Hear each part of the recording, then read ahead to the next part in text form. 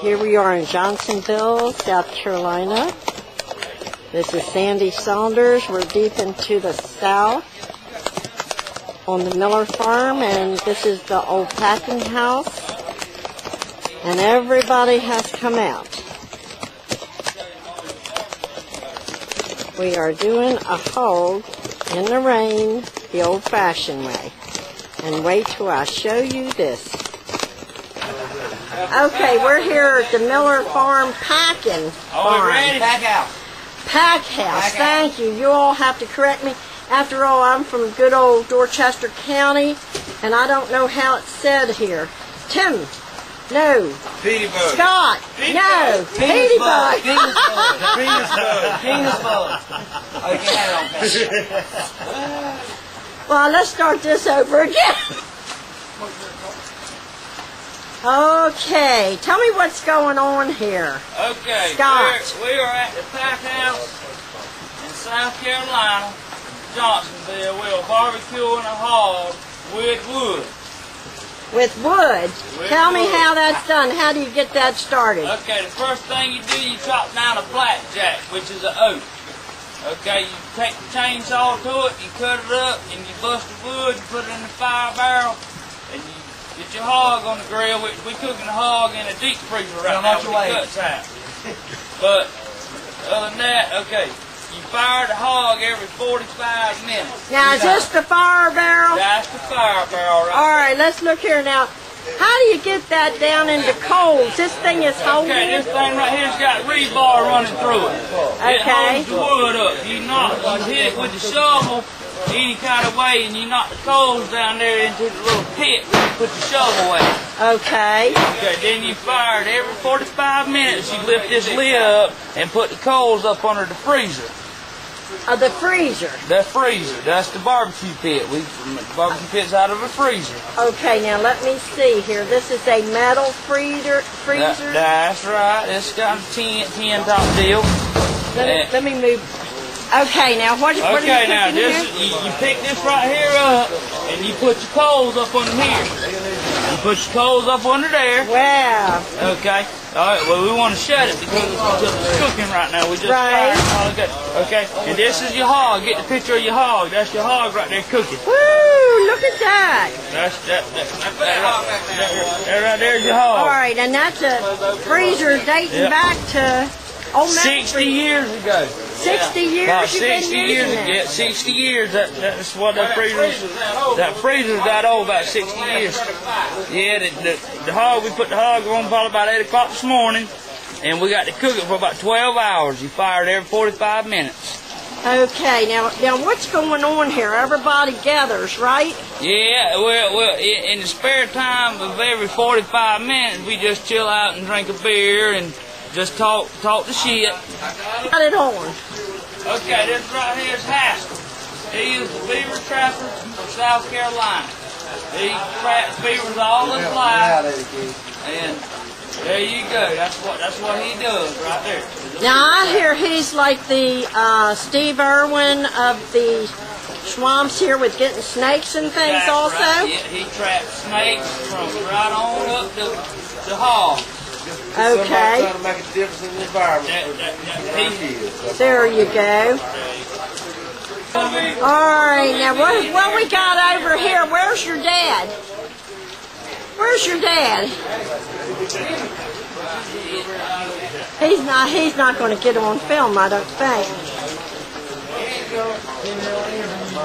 Tim. All right, now here's Tim. He used to be in Delaware. Bear. So how long you been doing this, Tim? I've been doing it myself for probably about 45 years. Good Lord. That means I was about 7 years old when we started. My granddaddy and my great uncle, he really was the one that, barbecued a lot of hogs.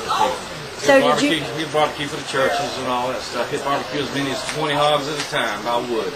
20 hogs at a time, and he'd go out and did you help him chop down trees and things? I did, and then of course I was 7 years old at the time, but I would just kind of hang around with him at that time. But when I got old enough to do it, that's what we had to. We'd usually cut up cleaning off the ditch banks on the farm. You'd have the little small blackjack oaks and stuff, and normally you'd have a lot of plenty enough wood to barbecue your hog. Well, how did you manage doing 20 of them? I mean, what kind of pit did you have? Now, Uncle Charlie, which was my grandmother's brother, my great uncle, he's the one that did so many.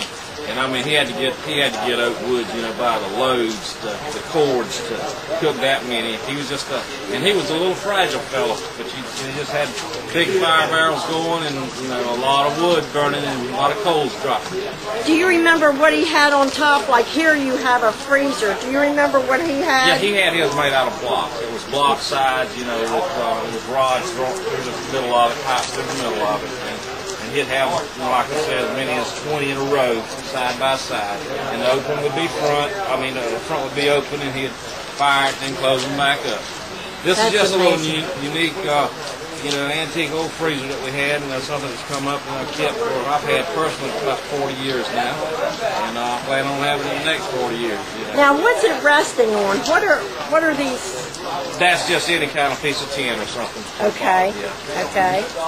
How big is that hog that's in there now? That hog weighs about 110 pounds dressed out.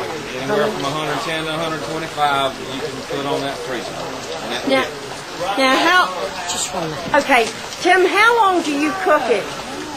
Well, it's according, the size of the pig. I normally, like I said, this particular little pig here that I use, about 125 pounder is about the max that I can put on it. And that hog will take anywhere from around 10 to 12 hours to cook like I cook. You actually smoking it. You're smoking. You're smoking. And then do you put a sauce on him? Oh yeah, when he gets tender and flip him over and put the sauce on it, and then cook him about another hour, put the sauce in real good, and get the gravy off of it. Do you have a family recipe that's a secret family recipe? Well, about everybody you talk to has their own, brand of recipe or whatever, but it's one that we normally use, and it's basically a vinegar base. And, that's about as far as I'm gonna tell you. Do you make it hot? We make it hot. If it's not hot, it's not barbecue. Now, if you want roast pork, you can put it in the oven. This is barbecue.